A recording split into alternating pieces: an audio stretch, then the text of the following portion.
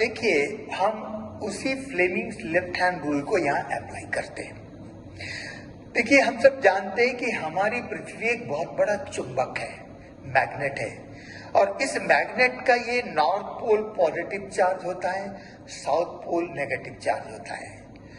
तो इस मैग्नेट का जो मैग्नेटिक फील्ड का फोर्स है, तो जरूर पॉजिटिव टू नेगेटिव जाएगा, हमारा नॉर्थ से साउथ जाएगा, उसका फ्लो नॉर्थ टू साउथ होगा।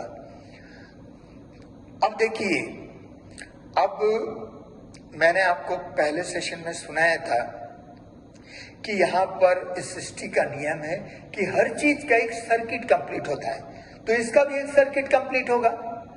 तो ये मैग्नेटिक फील्ड का फोर्स नॉर्थ टू साउथ अंदर सीधे सीधे गया, क्योंकि मटेरियल उसके लिए कोई बैरियर नहीं होता, तो सूक्ष्म चीज है। अब वही मैग्नेटिक फोर्स नॉर्थ से साउथ आकर के फिर से पृथ्वी के इस पोल से बाहर निकल करके फिर इसके कर्वेचर में मुड़ते मुड़ते फिर से वो नॉर्थ पोल पे आके मिलेगा और सर्किट कंप्लीट होगा। और ये सर्किट कंप्लीट तो चारों तरफ होगा, एक ही तरफ थोड़ी होगा, इधर इधर इधर, ऑल अराउंड एंड कांस्टेंट, चारों तरफ होगा और लगातार होगा। अब हम आत्माएं, मनुष्य आत्माएं पृथ्वी के सतह पे रहती है, जमीन पे रहती है, अंदर क्या हो रहा है हमें पता चलना थोड़ा मुश्किल होगा। हम बाहर का तो समझ सकते हैं। तो ये जो मैग्नेटिक फील्ड का फोर्स अंदर गया और वापस साउथ से नॉर्थ गया, तो बाहर का ले लेते हैं। तो फ्लेमिंग्स ने जो कहा, उसने ऐसा बताया कि ये इंडेक्स फिंगर, तर्जनी उंगली, ये मैग्नेटिक फील्ड का फोर्स है। तो अब उसने ऐसा कहा तो हम इसको बाहर ले लेते हैं। बाहर लेते मतलब नीचे से ऊपर वाला, बाहर वाला। तो उसने ऐसा किया, तो जो नीचे से ऊपर जा रहा है उसको हम ऐसा कर लेते हैं, बात एक ही है। तो एक चीज हमको मिल गई, मैग्नेटिक फील्ड का force, direction of magnetic field force है ना, ये चुंबकीय क्षेत्र की प्रवाह की दिशा, ये नीचे से ऊपर है ना, जो बाहर से जा रही। तो एक चीज हमको मिल गई। अब फ्लेमिंग्स कहता है ये जो मिडिल फिंगर है ये करंट फ्लो है। तो हमने सोचा ये करंट फ्लो कहां से आएगा यहाँ। तो हमको बाबा ने बताया, परमात्मा ने बताया कि ये पृथ्वी की जो गुरुत्वाकर्षण शक्ति है, ये गुरुत्वाकर्षण शक्ति ही इसका करंट फ्लो है। मतलब करंट फ्लो के साथ इस गुरुत्वाकर्षण की शक्ति को तुलना की जा सकती है। तो अब हमें दोनों चीज मिल गई है ना। और अब ये जो गुरुत्वाकर्षण शक्ति है, ये तो चारों तरफ हो रहा है, चारों तरफ खींच रहा है, हर चीज को खींच रहा है, चारों तरफ है और लगातार है, ऑल अराउंड एंड कांस्टेंट। तो दोनों चीज, ये मैग्नेटिक फील्ड का फोर्स जो नीचे से ऊपर आ रहा है, ये भी ऑल अराउंड एंड कांस्टेंट है, और ये मिडिल फिंगर, ये जो गुरुत्वाकर्षण शक्ति है, ये भी ऑल अराउंड एंड कांस्टेंट है, चारों तरफ और लगातार। अब हमें दोनों चीज मिल गई, मैग्नेटिक फील्ड फोर्स और ये ग्रेविटेशनल फोर्स। अब ये दोनों शक्ति, दोनों ऊर्जा जब एक दूसरे को काट रही है, तो तीसरा फोर्स अपने आप क्रिएट हो रहा है, जो अंगुष्ठी की दिशा में होगी। और ये वही तीसरा फोर्स जो क्रिएट हो रहा है, वही पृथ्वी को घुमा रही है। और ये अंगुष्ठ की चूंकि दिशा में है, तो अंगुष्ठ की दिशा में ना इस तरफ, ये इधर जा रही है, इधर, ये इधर, तो इसलिए पृथ्वी इधर घूम रही है अंगुष्ठ की दिशा में। तो ये अंगुष्ठ की दिशा में घूम रही है, और ये एंटी क्लॉकवाइज है। इसलिए जो हमने आपको पहले बताया था कि पृथ्वी हमेशा अपनी दूरी पर एंटी क्लॉकवाइज, घड़ी की उल्टी दिशा में ही घुमा करती है। क्यों? यही वो कारण है कि फ्लेमिंग्स लेफ्ट हैंड रूल जो बाबा ने बताया, ये उत्तर कहीं भी आपको नहीं मिलेगा। किसी भी विज्ञान की किताब में ढूंढ लीजिए, किसी भी वैज्ञानिक को पूछ लीजिए, ये उत्तर कहीं नहीं मिलेगा जो परमात्मा ने हमें दिया। तो हमको एक चीज पता चल गई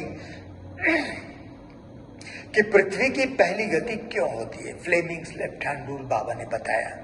तो मुझे तो बहुत खुशी हुई, एक नई चीज बाबा ने दे दी। अब मेरा दूसरा प्रश्न था कि पृथ्वी की दूसरी गति क्यों होती है। पहली गति एंटी क्लॉकवाइज, ये तो हमको समझ में आ गया लेफ्ट हैंड रूल के कारण। अब सूर्य के चारों तरफ ये रिवॉल्यूशन, पृथ्वी की दूसरी गति क्यों होती है? तो इसका उत्तर तो बाबा ने सहज दे दिया और मुझे सहज समझ में भी आ गया। बाबा ने कहा, परमात्मा ने ये कहा कि कोई भी चीज घूम रही है अंतरिक्ष में, पृथ्वी घूम रही है, तो कोई भी चीज घूम रही है तो उसका एक सेंट्रीफ्यूगल फोर्स क्रिएट होता है। अब सेंट्रीफ्यूगल फोर्स क्या है, मैं बहुत सरल शब्दों में आपको समझाता हूं। देखिए, मान लीजिए मैं एक धागा, एक पतली रस्सी या धागा ले लेते हैं, उस धागे के एक किनारे में एक पत्थर को हम बांध देते हैं और दूसरे किनारे को पकड़ करके, धागे का दूसरा किनारा पकड़ के हम उसको घुमा रहे हैं। तो अब चूंकि पत्थर धागे से बंधा हुआ है तो घूमता रहेगा क्योंकि हम घुमा रहे हैं। अगर वो पत्थर ढीला पड़ जाए तो क्या होगा, उससे, उस राउंड से, धागे से घूमते घूमते फेंका जाएगा, एक थ्रो हो जाएगा। तो वो जो थ्रो होने का फोर्स है उसी को कहा जाता है सेंट्रीफ्यूगल फोर्स।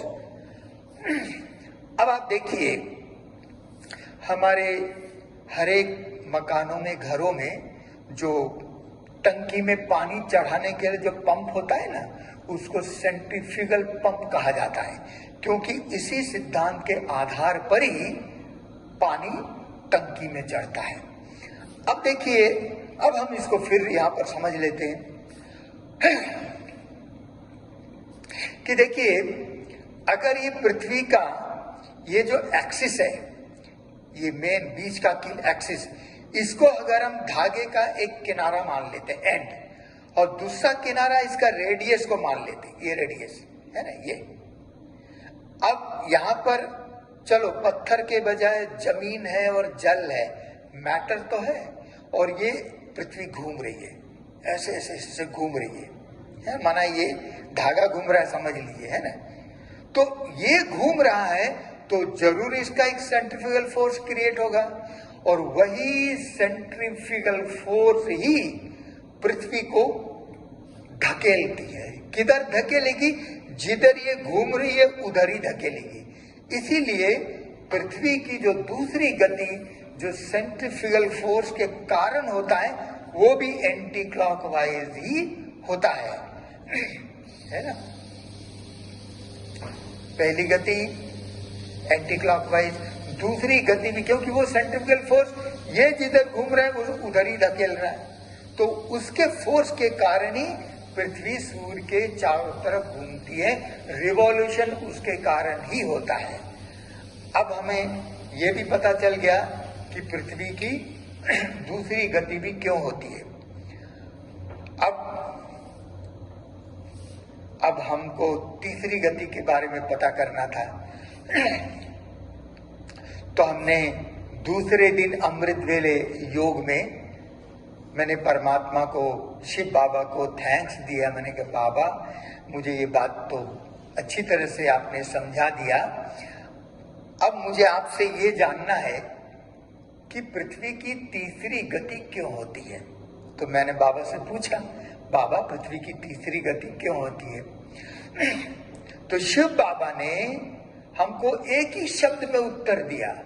बाबा ने कहा, बच्चे ये सूर्य की शक्ति से होता है, सूर्य की शक्ति। अब मैं इस पर बहुत मनन चिंतन किया कि सूर्य की शक्ति तो हीट एंड लाइट है। अब वो प्रकाश और गर्मी, हीट एंड लाइट के कारण पृथ्वी की तीसरी गति कैसे होती होगी? कई दिन हो गए मुझे समझ में नहीं आया। तो फिर मैंने बाबा से फिर पूछा कि बाबा मुझे तो कुछ समझ में नहीं आ रहा है, आप ही बताइए। उसके बाद धीरे धीरे शिव बाबा ने हमको एक एक चीज स्पष्ट किया, और उसके बाद मुझे समझ में आया कि सच में सूर्य की शक्ति के कारण ही पृथ्वी की तीसरी गति होती है। तो वो हम आपसे शेयर करना चाहेंगे कि आखिर वो कैसे होता है। अब देखिए, इस चीज को समझने के लिए हमें थोड़ा बेसिक लेवल से समझने की आवश्यकता होगी, ग्रास रूट लेवल से। और वो ये है कि हम सब जानते हैं कि हमारा ये जो जीवन है दो चीजों का कॉम्बिनेशन है। एक तो ये आत्मा, दूसरा ये शरीर।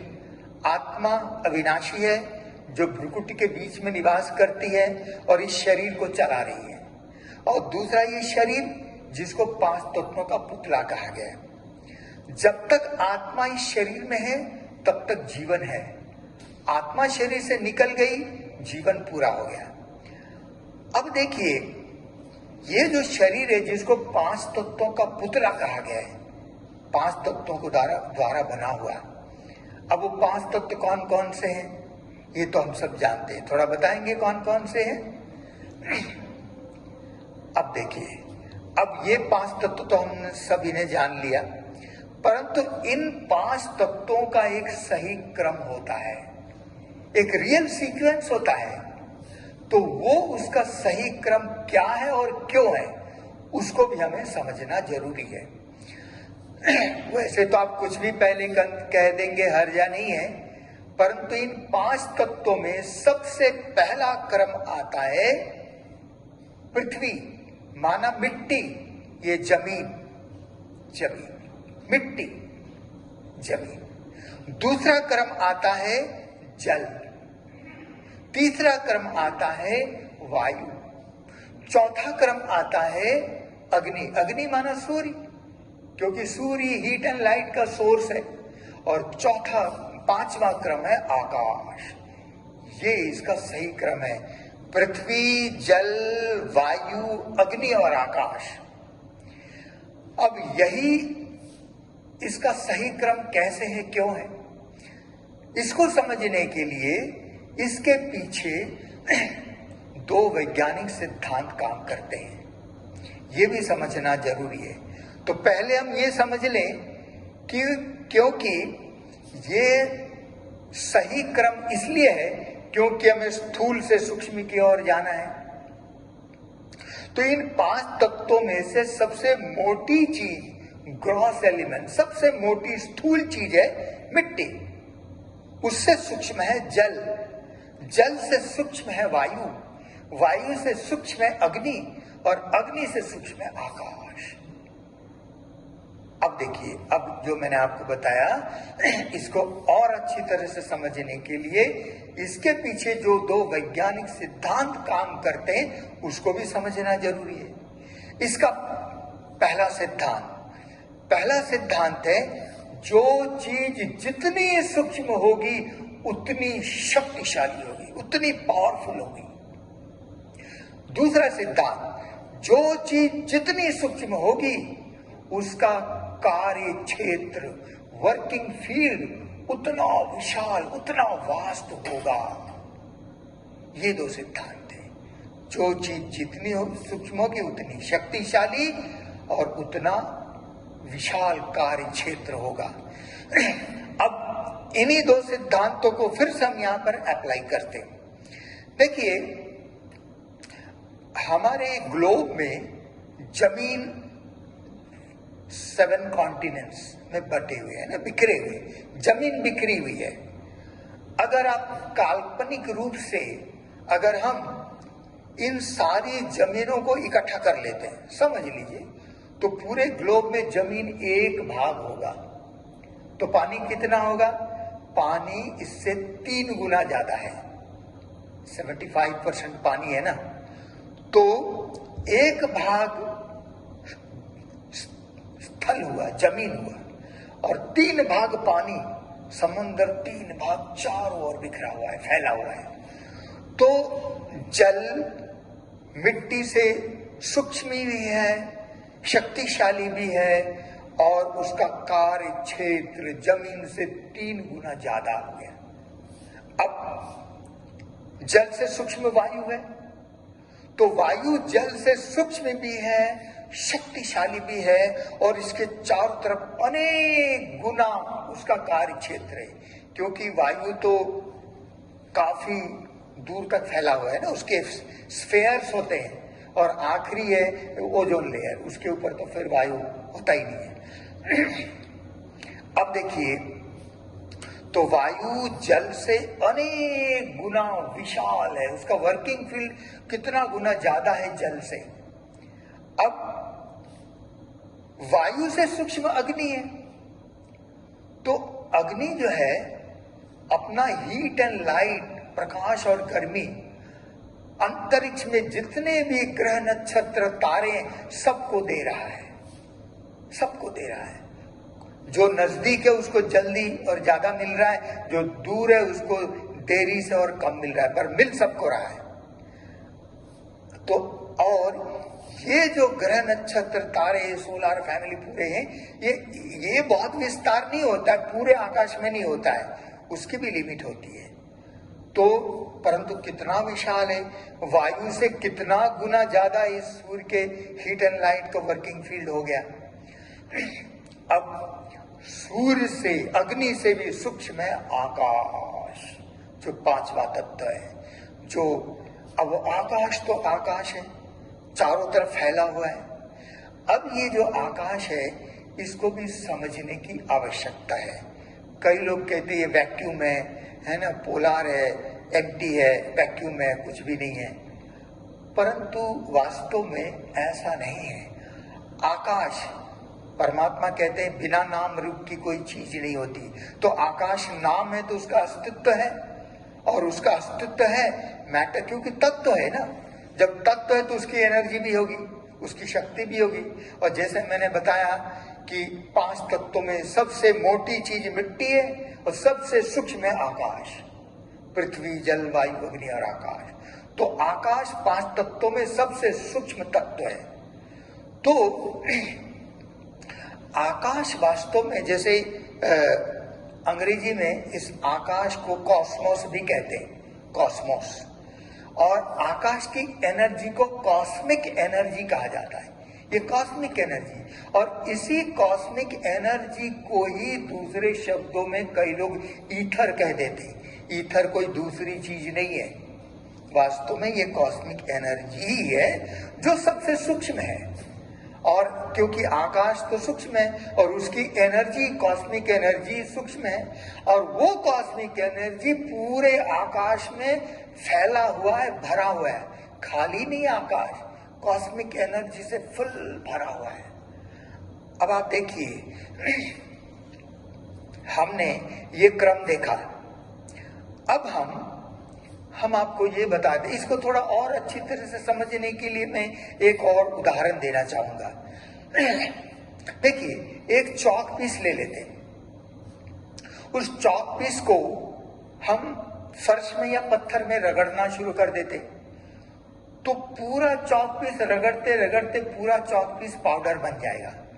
अब उस चौक पाउडर का एक कण ले लेते हैं जो आगे घिस नहीं सकता, जिसको कहा जाता है सूक्ष्माति सूक्ष्म कण। उस चौक का सूक्ष्माति सूक्ष्म कण वो हो गया।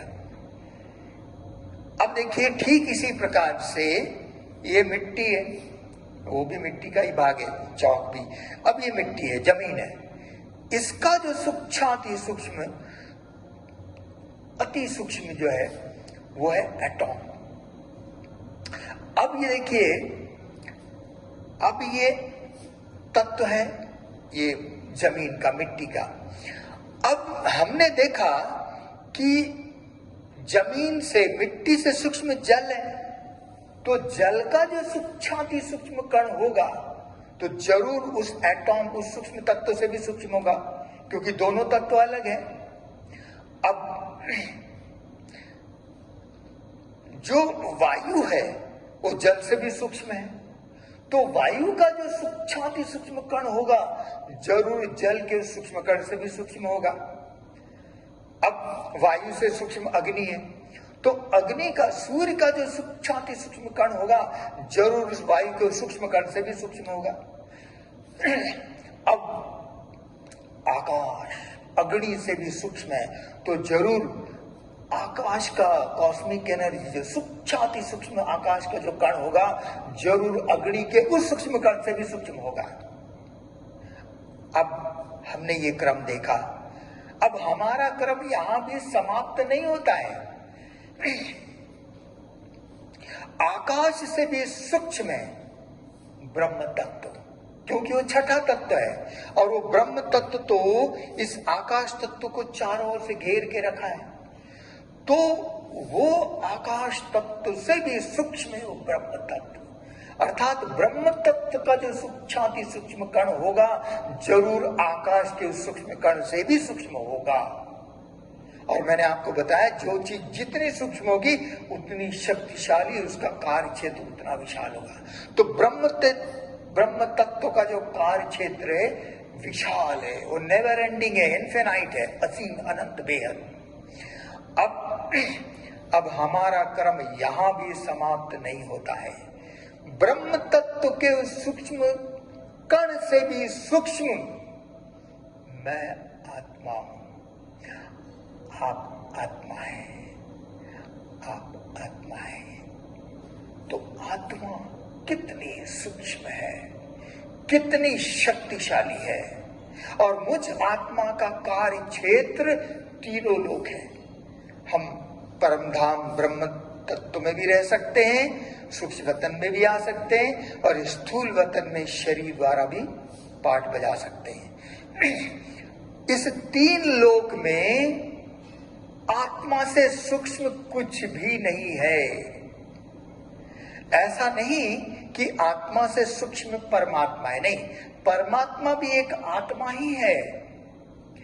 परमात्मा कहते हैं कि तुम्हारी और मेरी साइज में कोई अंतर नहीं है। परमात्मा भी एक आत्मा ही है, परंतु परम इसलिए है क्योंकि हमारे जैसा इस सृष्टि पर वो जन्म मरण के चक्कर में नहीं आता। और देखिए हर चीज का कोई ना कोई प्रॉपर्टीज होती है।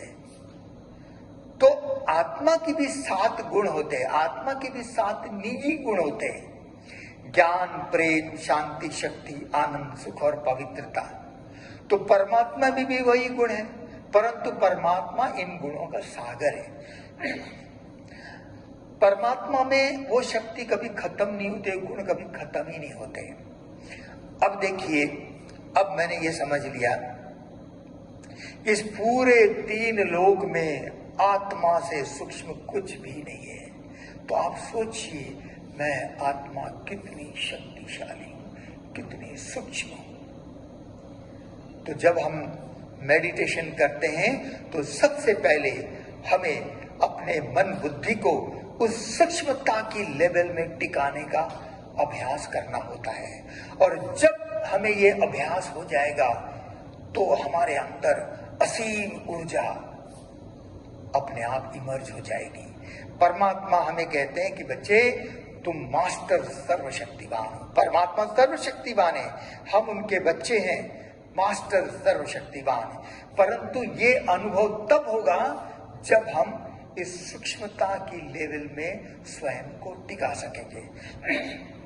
परमात्मा कई बार ईश्वरी महावाक्य मुरलियों में कहा करते हैं कि मैं जो हूं जैसा हूं विरला ही मुझे कोई जानता है।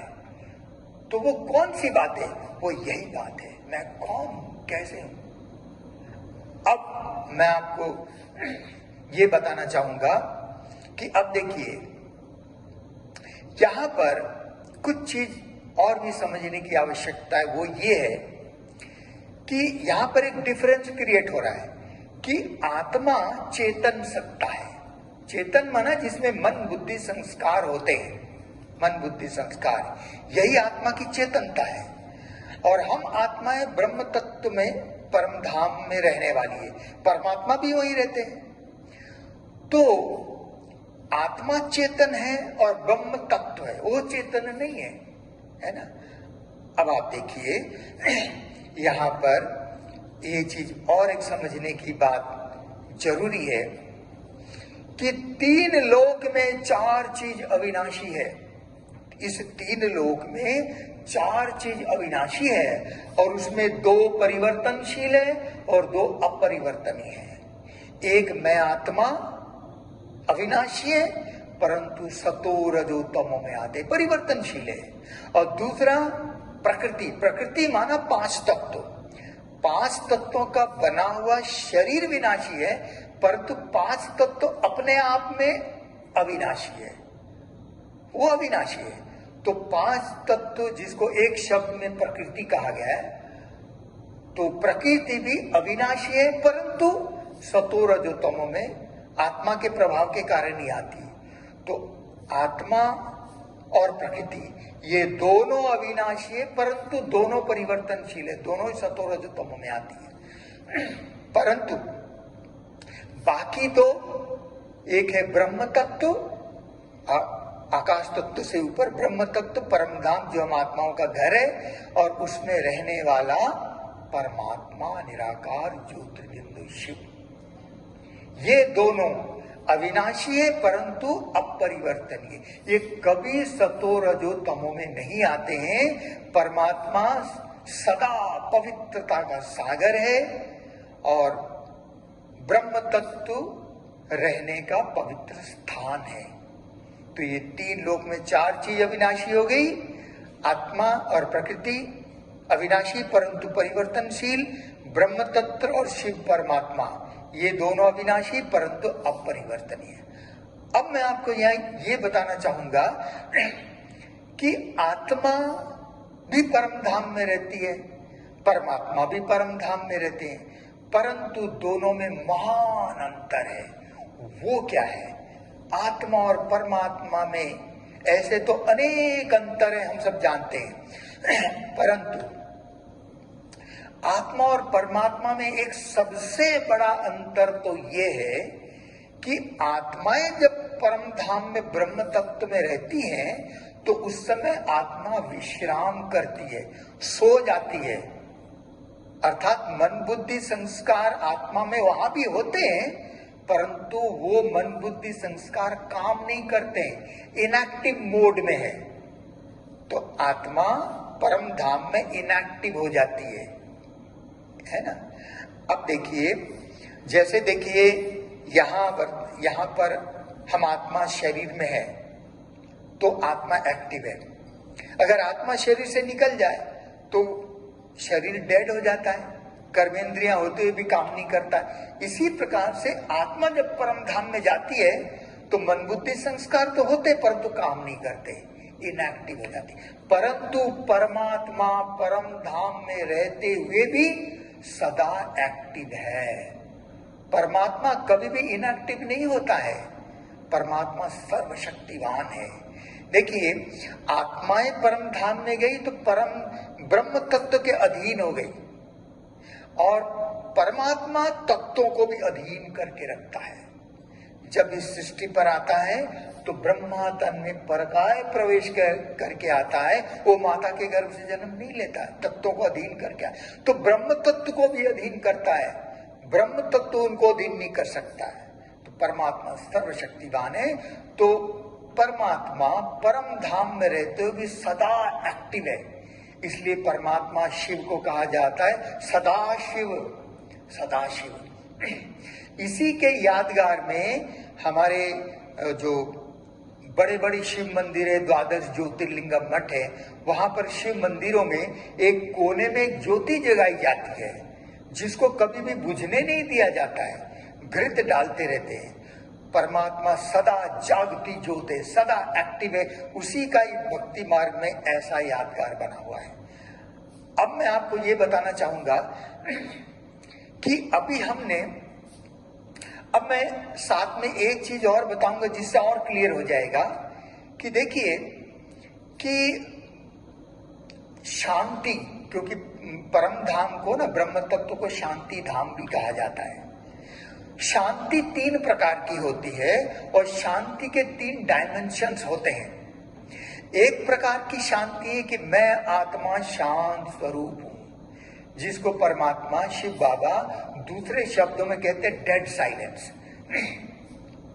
दूसरे प्रकार की शांति है कि हमारा घर ब्रह्म तत्व, वो भी शांति धाम है, जिसको दूसरे शब्दों में बाबा कहते हैं डीप साइलेंस।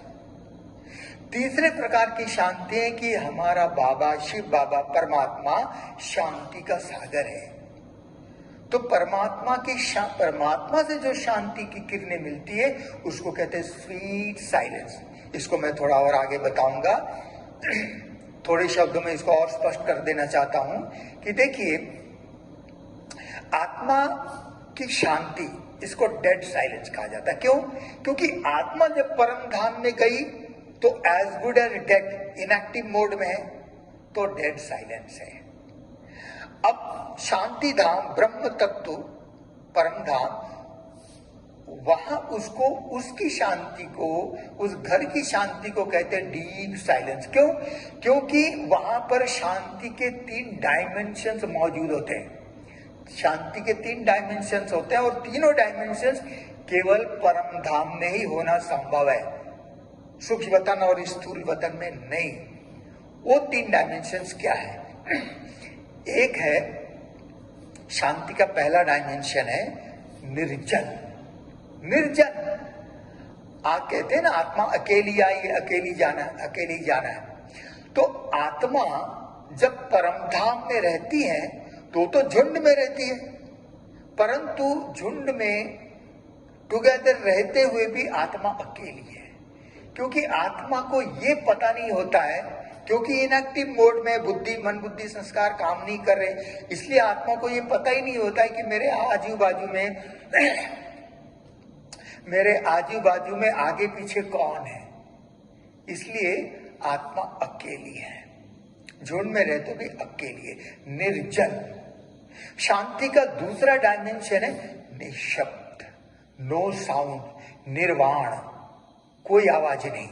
परम धाम में कोई आवाज नहीं होता है, उसको कहते हैं निर्वाण धाम भी कहा जाता है उसको।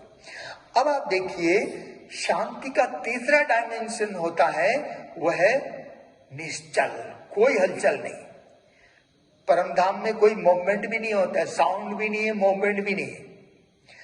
तो ये 3 डायमेंशन, निर्जन, निर्वाण माना निशब्द और निश्चल, निर्जन, निशब्द और निश्चल, ये 3 डायमेंशंस परम धाम में ही केवल संभव है।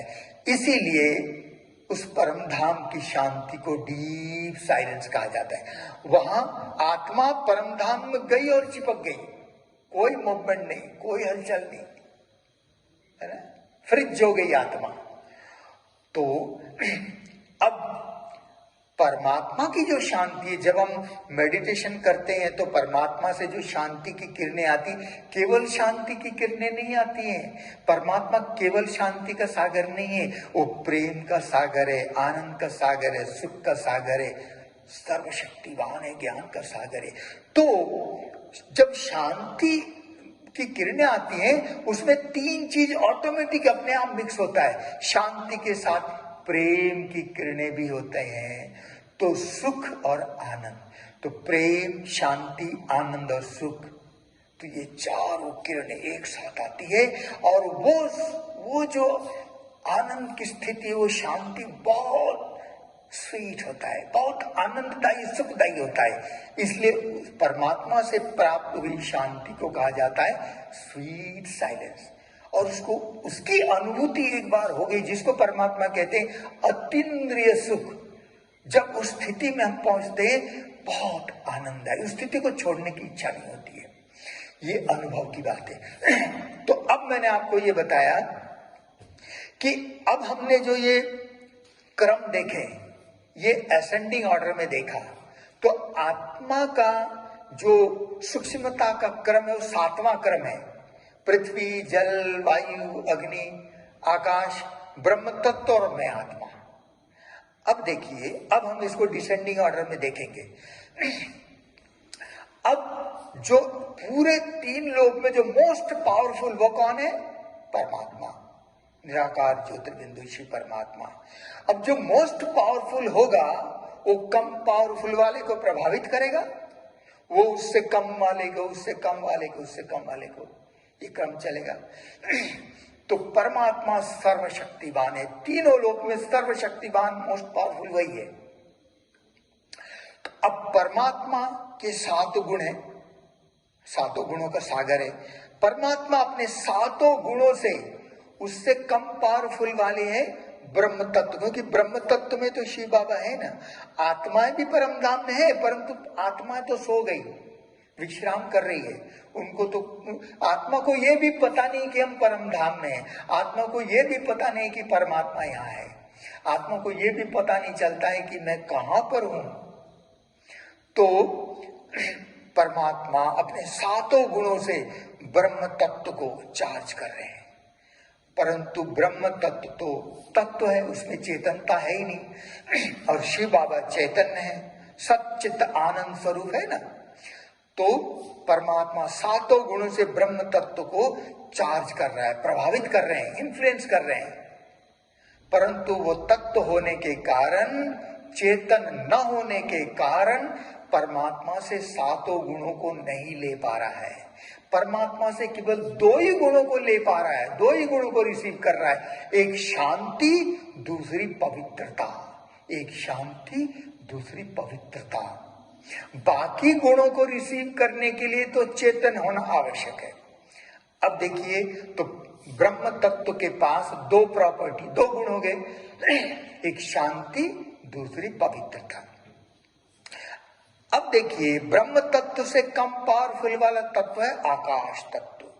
तो ब्रह्म तत्व आकाश तत्व को चारों ओर से घेर के रखा है।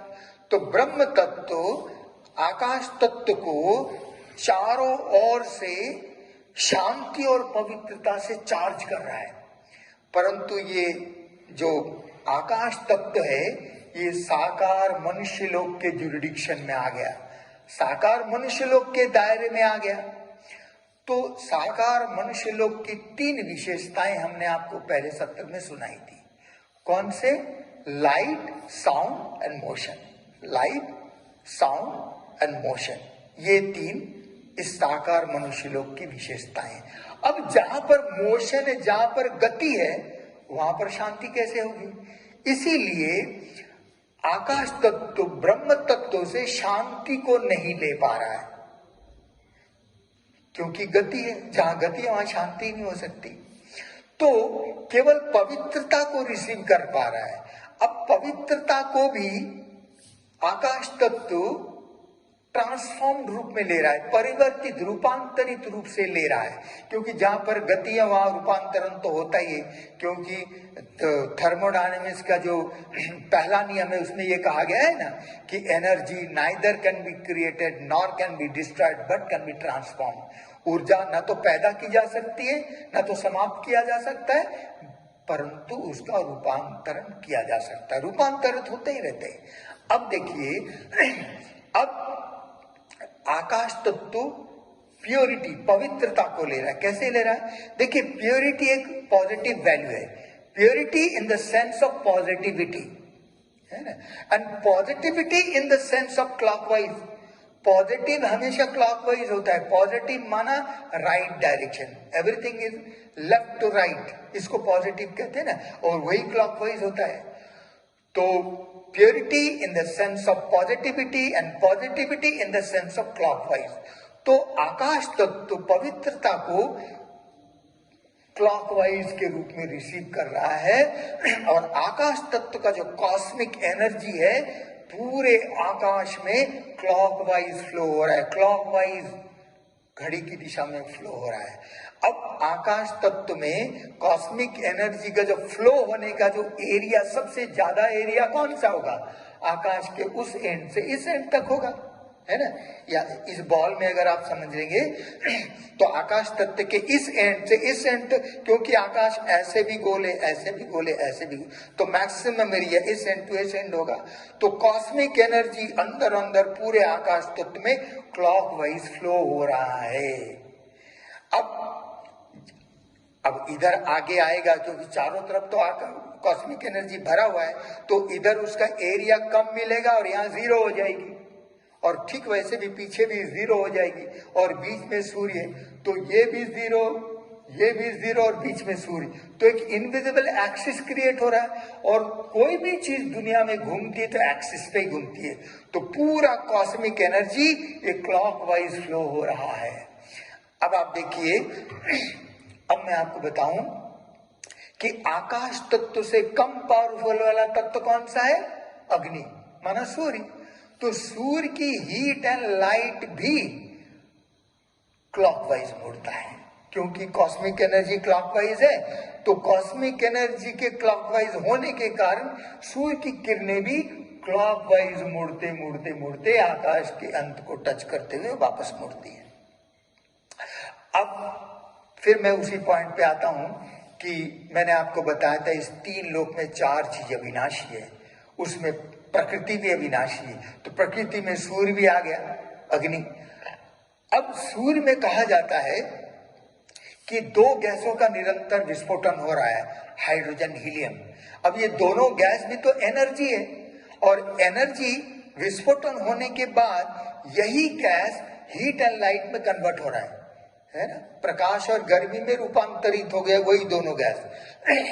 अब वही हीट एंड लाइट क्लॉकवाइज मुड़ते मुड़ते मुड़ते आकाश के एंड को टच करते हुए, मैंने बताया था ना हर चीज का सर्किट कंप्लीट होता है, तो इसका भी सर्किट कंप्लीट होगा। तो ये वापस कहाँ जाएगी? वापस सूर्य में जाएगी, तभी तो सर्किट कंप्लीट होगा। परंतु सूर्य से निकली हुई हीट एंड लाइट जैसे जैसे सूर्य के नजदीक पहुंचता है, तो हीट एंड लाइट के रूप में सूर्य में वापस नहीं जाएगा। इतना लॉन्ग डिस्टेंस ट्रेवल करते करते यहां पर किसी न किसी फ्यूजन के माध्यम से फिर से वही हीट एंड लाइट फिर से उन्हीं 2 गैसों में रूपांतरित हो जाएगी। वही हीट एंड लाइट फिर से हाइड्रोजन और हीलियम दोनों गैसों में ट्रांसफॉर्म हो जाएगी। जब वो दोनों गैस में रूपांतरित हो जाएगी, तो सूर्य को अविनाशी रहने के लिए वही 2 गैस तो उनको चाहिए, तो वही उन्हीं 2 गैसों को वो वापस खींचेगा। तो जब खींचेगा तो वही हीट एंड लाइट गैस के रूप में सूर्य में वापस आ जाएगी और सर्किट कंप्लीट हो जाएगा। तो दोनों काम हो जाएंगे, सूर्य को 2 गैस भी मिल जाएंगे और रिसाइकिल भी हो जाएगा और सर्किट कंप्लीट भी हो जाएगा। तो अभी हम आपको ये बताना चाहते हैं कि देखिए ये ऑब्जेक्ट है, अगर सूर्य का प्रकाश इस ऑब्जेक्ट पर पड़ रहा है तो प्रकाश तो इसको धकेल नहीं सकता, वो मैकेनिकल फोर्स क्रिएट नहीं कर सकता। सूर्य की गर्मी पड़ रही है तो भी उसको धकेल नहीं सकता, वो भी मैकेनिकल फोर्स क्रिएट नहीं कर सकता। परंतु जो वो गैस जो हीट एंड लाइट गैस के रूप में रूपांतरित हो गई और वो गैस का फोर्स इस पे पड़ेगा, तो फोर्स मैकेनिकल फोर्स क्रिएट करेगा और इसको धकेल सकता है। ठीक इसी सिद्धांत के आधार पर जब पृथ्वी घूमते घूमते इस पोजीशन में आ गई, तो cosmic energy, heat and light और वो गैस का फोर्स सभी क्लॉकवाइज है। तो क्लॉकवाइज होने के कारण अब पृथ्वी जब इस पोजीशन में आ गई, तो वही गैस क्लॉकवाइज होने के कारण यहां पर इसके साउथ पोल को धकेलेगी। अगर इधर इधर हिट होगा तो वो स्लिप हो जाएगा, परंतु पोल को धकेलेगी तो पृथ्वी इधर आगे खसकेगी। और ये पृथ्वी जब घूमते घूमते आगे आएगी तो उसका जो धक्का देने का जो पावर है, वो शक्ति धीरे धीरे कम होगी, कम होते होते यहाँ 0 हो जाएगी। फिर जब पृथ्वी इधर आ जाएगी तो क्लॉकवाइज होने के कारण इसके नॉर्थ पोल को धकेलना शुरू करेगी, और यहाँ पर वो धक्का देने का पावर बढ़ते बढ़ते बढ़ते यहाँ पर मैक्सिमम हो जाएगी, इसके नॉर्थ पोल को धकेलेगी तो पृथ्वी पीछे खसकेगी। फिर पृथ्वी इधर आते आते वही धक्का देने का शक्ति पावर कम होते होते फिर यहाँ 0 हो जाएगी। ठीक इसी प्रकार से वही जो गैस का फोर्स है वही पृथ्वी के ऑर्बिट को घुमा रही है। देखिए इसके नॉर्थ पोल को धकेल रहा है, पृथ्वी पीछे खसक गई, पावर कम होते होते होते यहाँ 0 हो गई, यहाँ पर फिर से वही फोर्स साउथ पोल को धकेल रही है, यहाँ पर मैक्सिमम धक्का दिया, फिर वही धक्का देने का पावर कम होते यहाँ 0 हो गई, फिर नॉर्थ पोल को धकेल रही। इसी तरीके से वही गैस का फोर्स ही पूरे ऑर्बिट को शिफ्ट कर रहा है, पूरे ऑर्बिट को घुमा रहा है। यही पृथ्वी की तीसरी गति है जो कि सूर्य की शक्ति से हो रहा है। तो जो बाबा ने कहा था कि पृथ्वी की तीसरी गति सूर्य की शक्ति से कारण होता है, ये वही है। ओम शांति। यहाँ पर हमारा इस दूसरे सत्र का ये समाप्त हो जाता है। ओम शांति।